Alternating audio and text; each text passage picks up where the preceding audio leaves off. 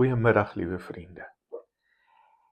Ek wil graag die video wat ek vroeër opgeneem het en wat lyk vir my een of ander gogga op het, graag weer opneem. Dis die ene waar ek gepraat het oor die doring in Paulus se vlees. Die een met die titel Dorings is genade. Vreemde titel, nee. Maar 'n ou moet onthou, Paulus in hierdie gedeelte en dwars deur die Bybel leer ons het baie swaar kry in sy lewe beleef.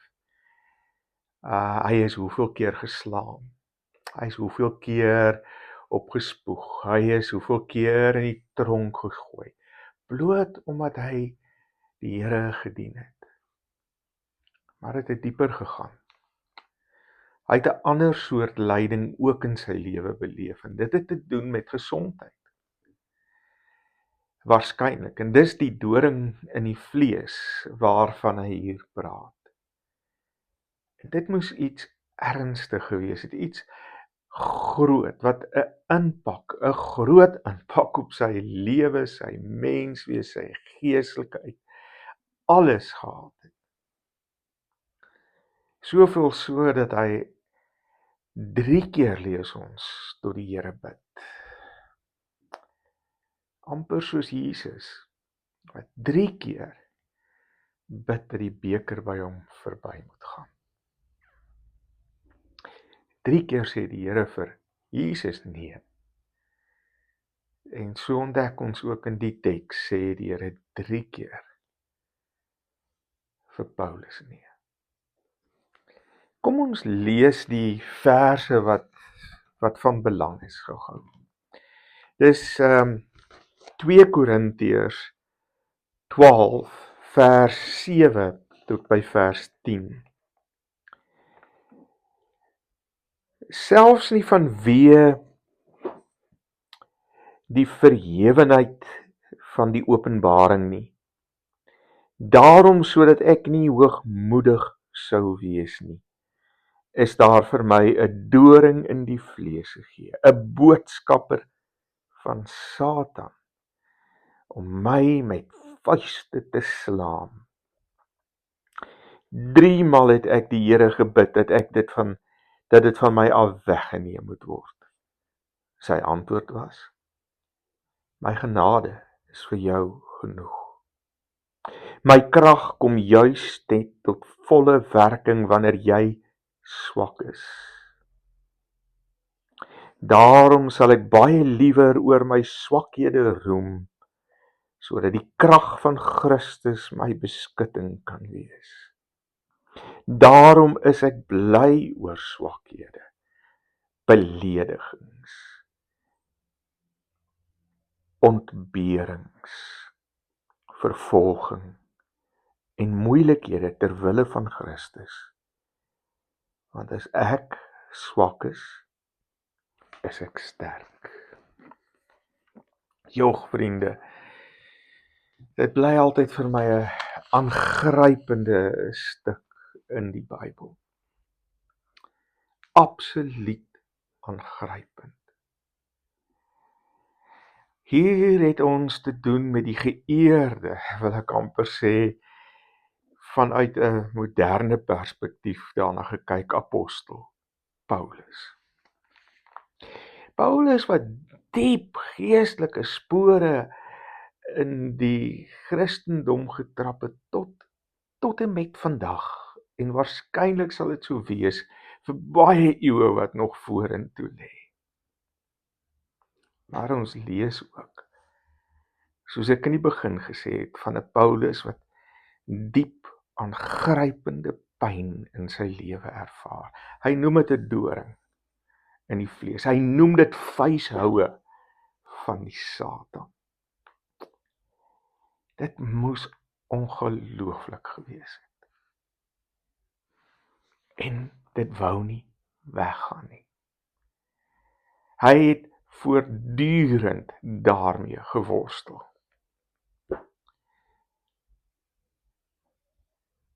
En selfs nadat hy ernstig voor die Here gekom het en daaroor gebid het, selfs toe, het dit nie weggegaan nie. Dis nie 'n vreemde ervaring vir baie van ons nie, vriende. Ek het in my eie lewe dit al dikwels ervaar en julle sal dalk daarmee ook kan identifiseer.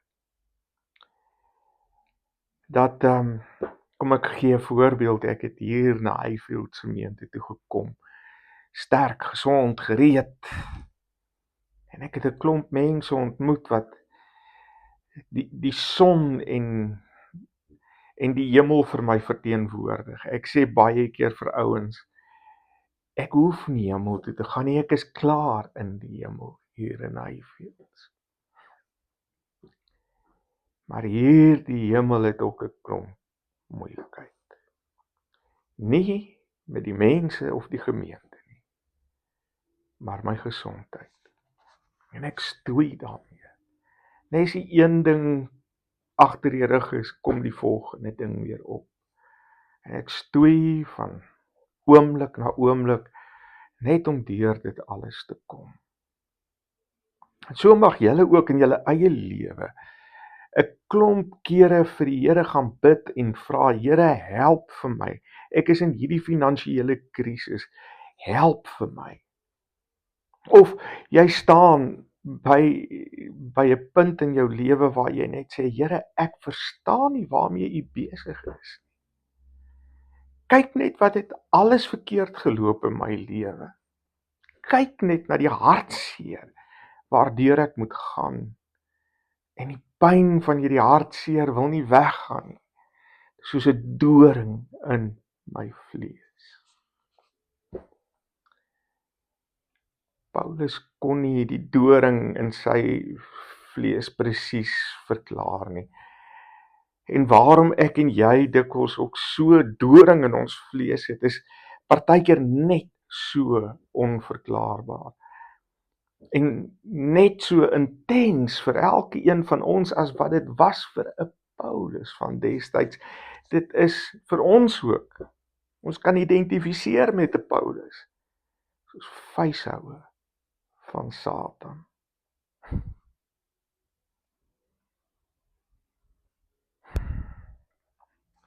Ek wil amper sê, dis dalk juis goed, dat ek en jy nie altyd weet nie waarom dit in ons lewens is nie, sodat ons nie met ons eie lyding,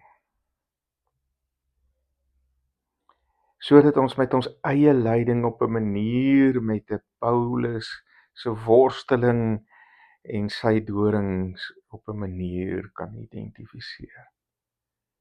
Is dalk 'n goeie ding dat ons dit nie verstaan, nes Paulus dit nie verstaan het nie.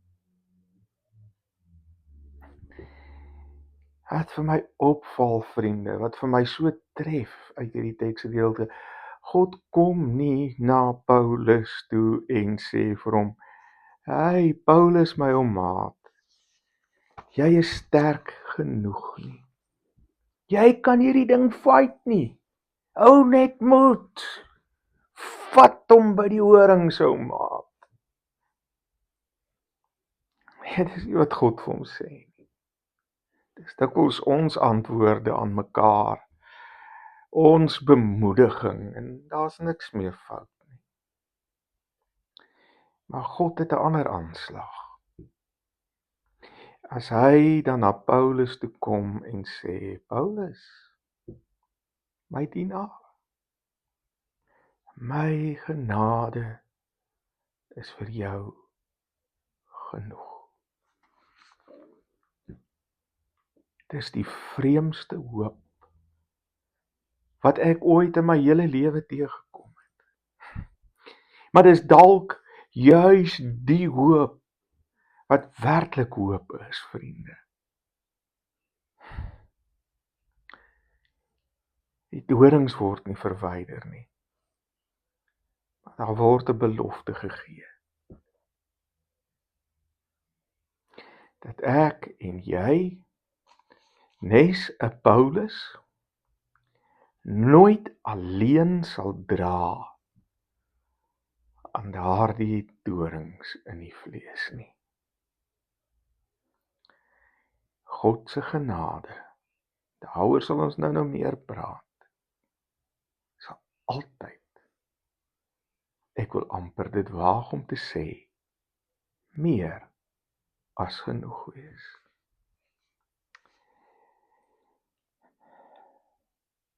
Sien vriende, daar is 'n vreemde ding wat afspeel hier in die Bybel en in die antieke wêreld waarin Paulus hom bevind.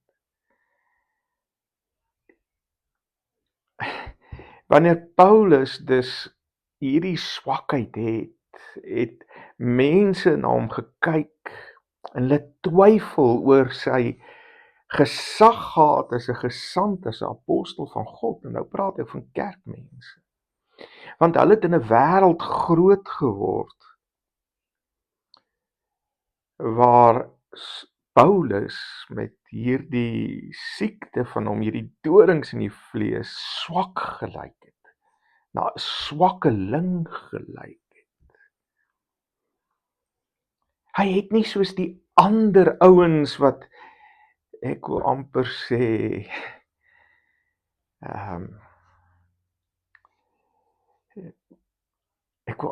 hierdie glorieryke bedieninge gehad het nie, hierdie glinster glans bedienings gehad het nie, waarin daar voorgegee is dat hulle geen pyn, geen swaar kry, geen lyding ooit beleef het nie. So Paulus in vergelyking met hulle lyk swak.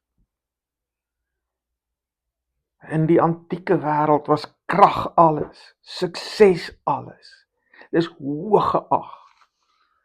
Hel, ek weet nie of dit net waar is van die antieke wêreld nie. Ek dink dit is ook van ons wêreld baie belangrik. Daardie superdominees wat met geestelike ervarings spog.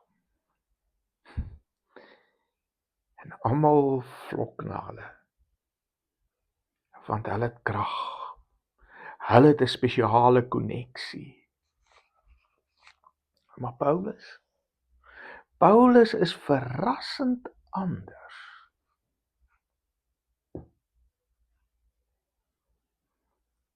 Paulus spog nie oor 'n klomp oorwinnings in sy lewe nie. Oor 'n klomp geestelike ervarings nie. Hy noem wel in die gedeelte hiervoor dat hy opgeneem is tot in die 3de hemel. Dis 'n gesprek vir 'n ander dag. Maar onmiddellik daarna praat hy van die dorings in die vlees. Dis asof hy onmiddellik wil sê, luister, wat belangrik is nie die geestelike ervaring nie.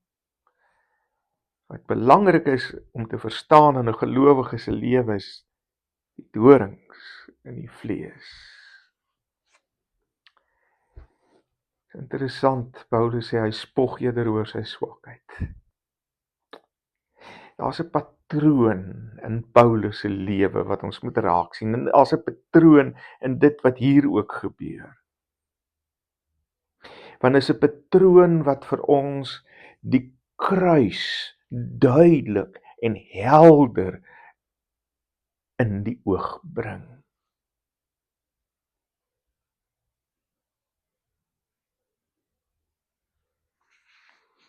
Sien, die evangelie beweeg by Paulus van heerlikheid, 'n ervaring in die 3de hemel,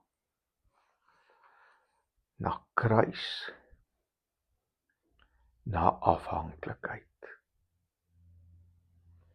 Julle het dit gehoor.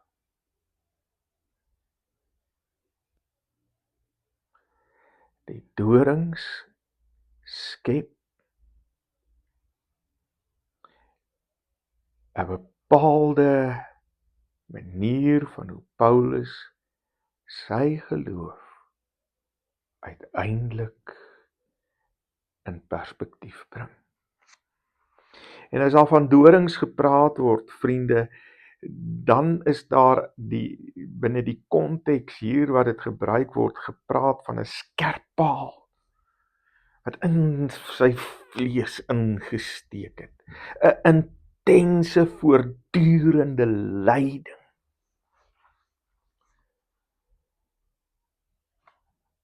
Hierdie voortdurende, intense lyding. Heerlikheid, kruis, afhanklikheid.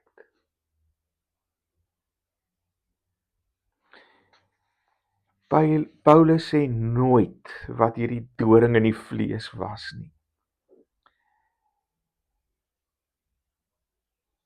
Maar hy sê vir ons wat God daarmee doen. Hoe God daarmee in Paulus se lewe handel, perspektief kom gee. Die doring in die vlees, sê Paulus vir ons baie duidelik, is daar, dat hy wat Paulus is, homself nie hoef te verhef nie. Nee, ek sê dit verkeerd. Sodat Paulus homself nie sal verhef nie. Paulus homself nie belangriker sal ag as wat hy is nie. Paulus nie soos die superdominees van sy tyd sal word nie.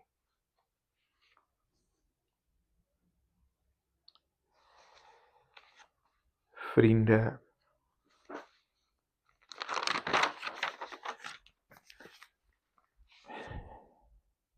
die doring is ironies 'n vorm van genade, sê ons teks. Doring, pyn, kruis, gelyk aan genade. Nie omdat pyn per se goed is nie, nie omdat pyn per se lekker is nie, nie omdat pyn een of ander bepaalde genot bring nie, nee, natuurlik doen dit nie, maar omdat pyn, hierdie tipe pyn, die ongelooflike vermoë het om elke een wat deur so pyn in sy lewe gaan, by 'n dieper, by 'n groter afhanklikheid op God uit te bring. Dit help jou om jou plek te ken, om te weet wie jy is, binne die groot prentjie van God se liefde en koninkryk. Wie eintlik belangrik is en oor wie dit eintlik gaan. Sien, die kern van God se antwoord op Paulus se gebede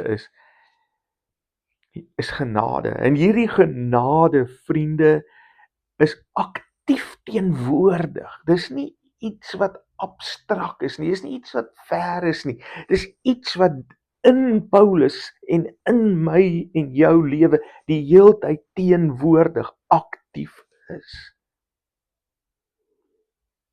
Dis 'n krag wat my en jou help om deur dit te kom, om dit te hanteer, waardeur ons gaan. God gee nie eers 'n verduideliking nie. Wat God doen, is dat hy homself omgee. Dis genade.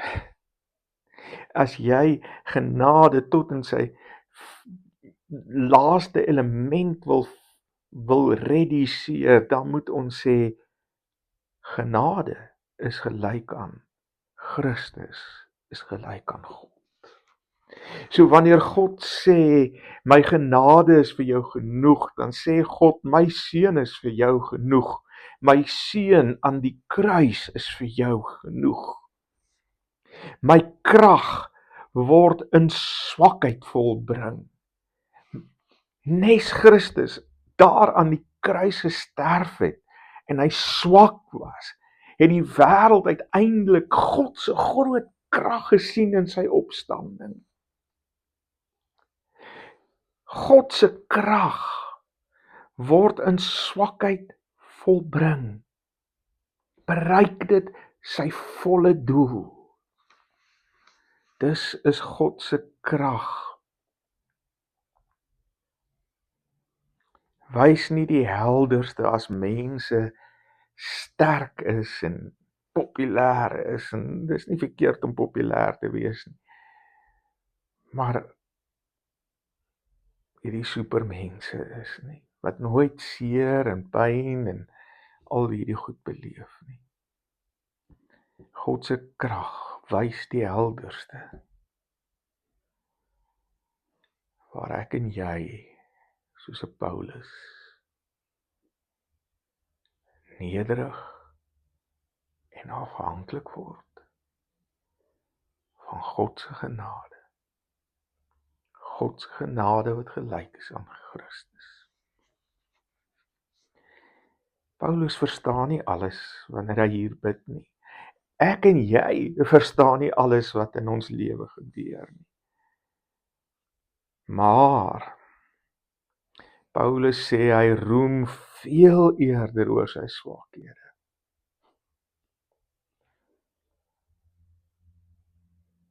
In ons wêreld, as jy oor jou swakhede roem, sal mense dink jy's mal. Dis nie waaroor 'n ou roem nie. Jy roem oor jou prestasies, oor dit wat jy bereik het. Maar in die geloof is ons dankbaar.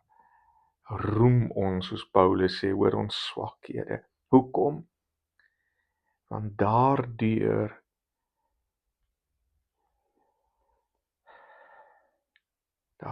kan God se krag in ons kom woon, sê die teks wat ons gelees het. En daardie woordjie woon is dieselfde as om is 'n tent, of beter 'n tabernakel. En in die Ou Testament was die tabernakel, die tent, die plek waar God teenwoordig is, waar jy op 'n spesiale manier God kon ontmoet. Nou sê Paulus, in sy swakheid slaan God 'n tent oor hom op met sy genade. En hy kom woon met sy genade saam met Paulus in daai tent. Hy is teenwoordig.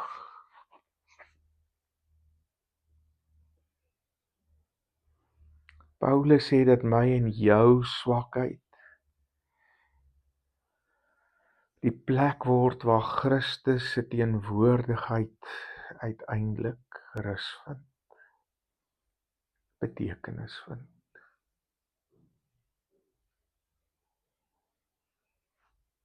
Een ding wat ek uit hierdie teks uit leer is dat die kern van wat Paulus hier sê, die kern van sy goeie nuus, sy evangelie, is dat daar 'n patroon is aan die geestelike lewe. Kruis, swakheid, genade, krag, Christus se teenwoordigheid. Wanneer ek swak is, dan is ek sterk, sê Paulus. Want dit is nie my krag nie, dis nie my sterkte nie. Dis die teenwoordigheid van God se genade in Christus, wat tot sy volle glorie sigbaar en duidelik word in 'n mens se lewe op 'n manier wat ek en jy nie woorde voor het nie, vriende.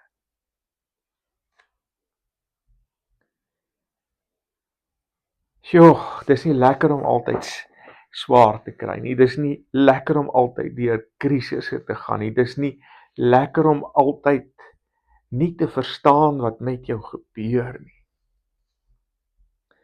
En soos 'n Paulus mag ons dikwels bid, en voel ons gebede slaan teen die plafonne en die mure van ons gebedskamer vas.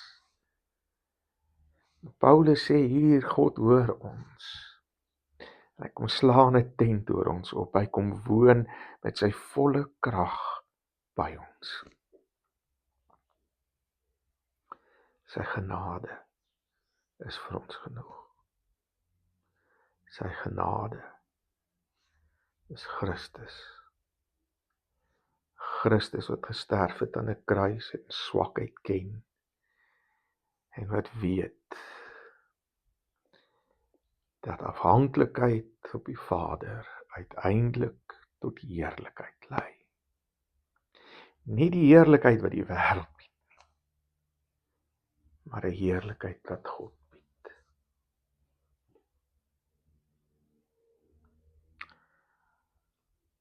Here, mag ek in al my swakhede en al my worstelings, mag elke een van ons, Here, ontdek my genade is vir julle genoeg. Amen.